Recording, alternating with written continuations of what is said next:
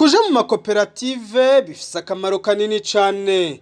Aha turi kwibarabara rija mu ntara ya Cibitoke rivuye mu gisagara ca Bujumbura neza na neza mu Kiyange ya mbere benshi bita Kiyange ku vyamwa, aho abakenyezi bafashe ya mbere mu kuja hamwe kugira biteze imbere. Ngo nyamwigenda ko ntari miri impeshi kandi ngo umutumwe wifasha gusara ntibifasha gusaba. Nshemezimana Adija adandariza kuri iryo barabara avuga ko batanguye kwadandariza mu 1997 arabakenyezi indwi gusa, ariko ngo gushika ubu bashika 140 badandaza ibitandukanye. Twashemezimana Adija twebwe ngaha turabakenyezi dusanzwe tuharonderera ubuzima hahitwa mu Kiyange ca mbere.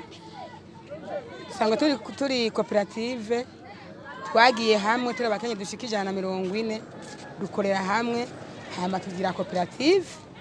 Nitwa Nina nkorera ku vyamwa ku Kiyange. Koperative runani ngo bakenyezi.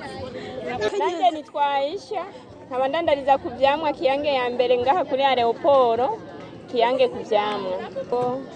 Sanzwe ndandaza inanasi, pasteke, akarusho karimo cyane kuko kantunze je n'abana banje ndashimira Imana. Ema rero ibi byose biri ngaha inanasi, imyembe, pasteke, itomati, imyungu, amashu, ibindi byose bikurikira. Twebwe twatanguye 97 twara abakenyezi dushika 6 7 hanyuma rero turabandanya turakora n'abandi bariyongera baraza ubu tugeze ku biharuro by'abakenyezi 140. Nkuko kurondera ubuzima biciye mu kudandaza ivyamwa n'ibindi, abo bakenyezi barasahiriza mu ngo zabo bakaba bizigirwa maze ibikorwa bikagenda neza. Amafaranga nkura ngaha ahantu arafasha cyane, aranyigishiriza umwana ndayasumamwo, ndaziganya turiyunganya mu mashirahamwe turaronka amafaranga yo kuziganya tudaciye mbane duciye mwibinyene nkora munanasi pasteke birafasha cyane. Urumva kugira ngo tubandanye tuhaguma nuko twabonye harakarusho gusumba kuguma mbere mu ryango. Tuge turaza tukarangura tukadandaza ibyo umuntu arose mujana kudondaguriye n'ibyo umuntu arangura hanyuma tukadandaza twakura ko n'igihumbi canke 200 tugatahana mu rugo abana bakaronka ikaramu bakaronka ikaye tugasasira mu rugo uraze ko mu rugo bari babiri kandi bararibwinge n'indirimbo umukenyezi w'umwizigirwa ko ari kiremesha umuryango niyo teme twarose yikivugo cy'abakenyezi. Bahimiriza abandi bakenyezi guhurumbira amakoperative bagakorera hamwe gutyo biteza imbere birinde gusegerereza. Abatari muri makoperative cyane barahombye gose, bahombye ibintu byinshi kuko twe turafashanya hano turaziganya kwanza tukagurana n'imitahe tukadandaza na koperative yacu baradufata mu mugongo. No basaba ko boza cyane mu makoperative. Turaguranana tukongera tugahanana ingurane turaziganya. Cyo no hanura abatari muri koperative nuko nabo kwirukira mu makoperative kuko ari ibintu byinshi bifasha abantu b'abakenyezi bigatuma badasegerereza.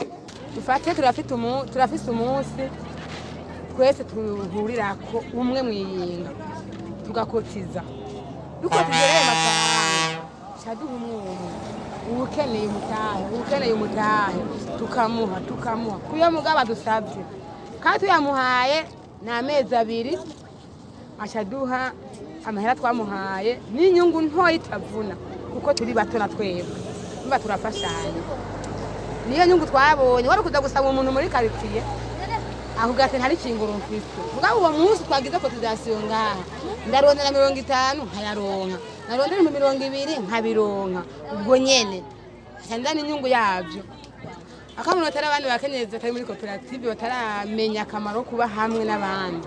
Nukuri barakwiye kumenya yuko koperative ari ikintu kiza cyane gihuza abantu kimenyekanisha abantu kandi tugafasha bidufasha gose nabo rero akwiye kuja hamwe nk'abandi urabona ugiye mu gihugu cyose usanga amakoperative kandi aho muganiriza aho mugendera hose mukabaganiriza nibaza ko baganiriza kubera yuko ari ibintu bimeze neza nk'uko kwacu n'abandi rero bakiri muhira barakwiye kuja habona bakaja mu makoperative kugira ngo bagire icyo bakoze mu rugo umukenyezi adakiri mu rugo yicaye imbere y'umuryango aracyari inyuma cyane arakari kibyuju kuko naho hogira icarose umugabo wiwe hariko nashobora kubura mugabo arondera nk'uko kwacu umushitsi arashobora kuza akamuha n'ikijumbu umugabo atarashika jewe nkabura umugabo akabura ikaramu uyu munsi je nkaca ndayigura hakiri kare umwana atararinda kuza kwirukanwa kw'ishuri umva no gufashanya ariko naho biruko basaba leta muvyeyi wa bose kubakira aho bakorera